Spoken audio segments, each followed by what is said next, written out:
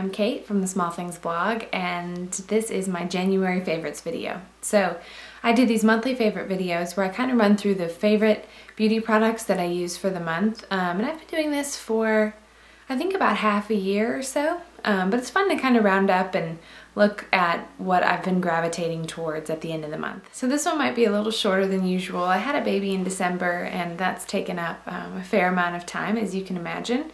But there are a few things beauty related that I've gravitated towards during the month that I've really enjoyed and I thought I would share.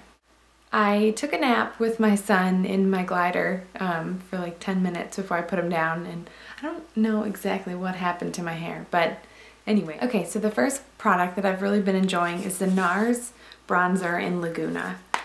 So here's the shade.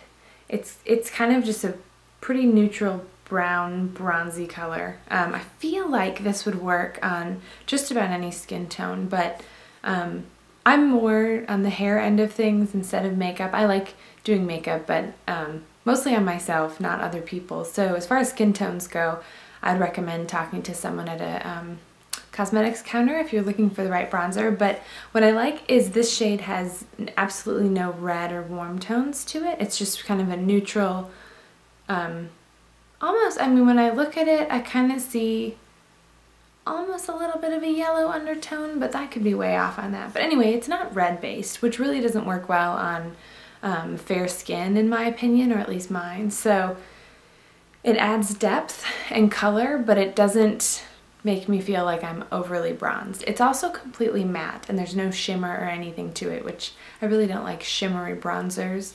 And if I'm going to take the time to contour, a lot of times my highlight has a little bit of shimmer to it. So I like the bronzer to stay neutral and matte, and then any sort of shimmer or iridescence to come in with the highlighter. So the other kind of makeup products that I've been enjoying are these 3 Sigma brushes. So I wrote a blog post about these, but my mom bought these for me for Christmas, which was a really fun treat. And I have the large powder brush, which is the F30. This is not from Sigma. This is from Sephora.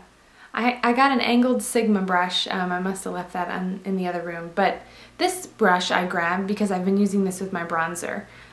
It's great for contouring and really focusing kind of right under your cheekbone here.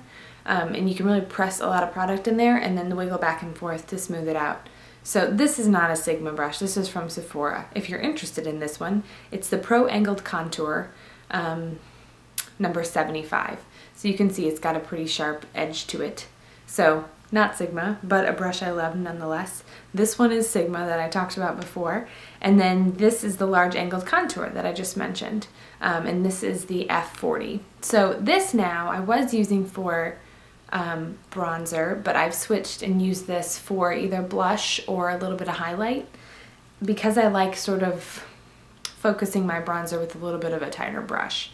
But anyway, the Sigma brushes that I got, I really like. I've had no issues with shedding or anything like that. They clean nicely, they're really smooth and soft. And if you're looking for kind of a, I think, fairly decent priced but nice makeup brush, I'd check it out. I'll put a link to where I talk about the Sigma brushes I got in more detail in the blog post where this video is embedded. So you can see that my hair is straight, and it's been a while since I've worn my hair straight. The length I had it before, it just didn't really work well straight. It would flip on my shoulders constantly, and it was so layered that I just really didn't like the way it looked, and frankly it was pretty dry. And I mentioned that a little bit in the post about this haircut, that with pregnancy the main hair difference I noticed, not thickness or anything like that, is dryness. My ends got trashed. So I cut them off. Anyway, I've been wearing my hair straighter now that it works straighter, and I'm going to experiment a little bit with the curling iron as well. But the product I've been enjoying since I've been wearing it straighter is the Pureology Fresh Approach Dry Condition. So I'm sure you've heard of dry shampoo. This is kind of the counterpart to that. So you wouldn't want to spray this in your roots necessarily. This is supposed to go like mid-shaft to ends, and it's supposed to kind of refresh your hair, especially if it's dry, and make it look a little bit more hydrated and smooth.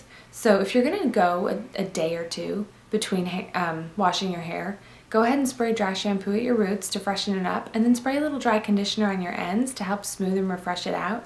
You can also spray dry conditioner on like a light mist before you flat iron if you want to help kind of glide that iron over the hair. Okay, the last two beauty products I want to talk about are these Julep products. So I've been talking a lot about Julep because I kind of just discovered it. My mom bought me some nail polishes for Christmas and I loved them, and so I went online and checked it out and saw that they're a subscription service, so I subscribed to that. Anyway, the color that she got me is Lane, which is this really pretty, it reminds me of OPI's Bubble Bath. I'm wearing it. You can see it's really neutral on the fingernails, which I like because then if it chips, it's not like a gaping chip. And I also don't have to worry about my nails being like too bold or anything like that. If I'm wearing like a outfit that it wouldn't go with, but normally I don't think that far about it. Anyway, I really love the polishes, and I usually use Essie's 3-Way Glaze as a base coat, 2 coats of the Julep color, whatever color I want, and then a top coat of Essie's 3-Way Glaze.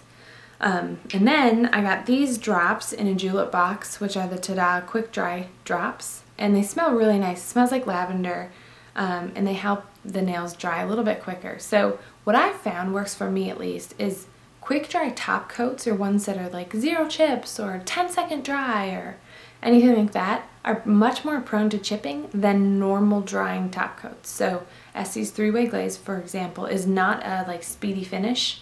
So if I use that and then I want to sort of speed things up a little bit, I'll use the quick dry drops. But I can go roughly 5 to 7 days with no chips. However, if I were to use like a, I think Seche Vite has a quick dry top coat that a lot of people like, and I have it and it's really shiny, but man, my nails chip like the next day after using it. So this combo is good, these quick dry drops with normal drying top coat. So I know that's not a ton of products, but that's kind of all I could get my hands on for this month. So I'm looking forward to getting back into the routine around here of beauty stuff, and you can look for my next favorites video next month.